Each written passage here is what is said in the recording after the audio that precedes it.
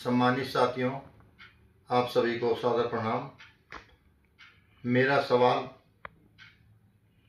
महामहिम राष्ट्रपति जी से, भारत सरकार से और माननीय सर्वोच्च न्यायालय से है कि जब भारतीय संविधान के अनुसार देश के प्रत्येक वयस्क नागरिक को एक वोट का अधिकार दिया गया है, वैसे ये वोट का अधिकार ऐसे ही नहीं मिला।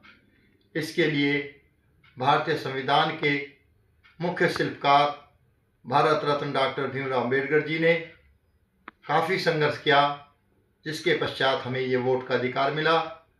लेकिन साथियों, बड़े दुख और अफसोस के साथ कहना पड़ता है कि जब अगर कोई सज्जन व्यक्ति जो अमन चैन पसंद व्यक्ति हो और कानून में आस्था रखने वाला व्यक्ति हो और उसे किसी प्रकार के आपसी विवाद में और किसी लेन देन में या कहासुनी और या किसी साजिश के कारण किसी भी झूठे मामले में उसको नामित कर दिया जाता है और पुलिस द्वारा बिना जांच पड़ताल किए किसी के राजनीतिक प्रभाव में या प्रलोभन में आकर उस व्यक्ति को गिरफ्तार कर जेल में भेज दिया जाता है।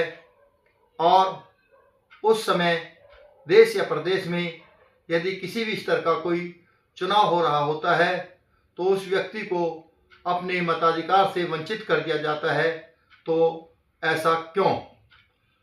इसी प्रकार यदि उस व्यक्ति को कुछ समय पश्चात माननीय न्यायालय से जमानत मिल जाती है या बरी हो जाता है और वो बाहर आता है, तो उसके बाद उस व्यक्ति के साथ जो अन्याय हुआ उसका जिम्मेदार कौन?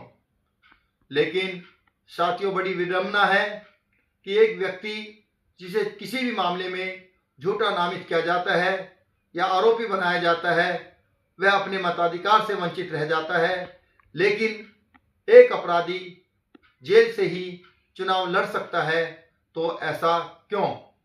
तो साथियों, यदि आप मेरी इन बातों से सहमत या असहमत हैं तो आप मेरे YouTube चैनल पर अपना कमेंट्स अवश्य कीजिए और फिर हम अगली क्लिप में इसके जो बताए जा रहे हैं कि कारण और उनके निवारण पर हम आपसे चर्चा करेंगे।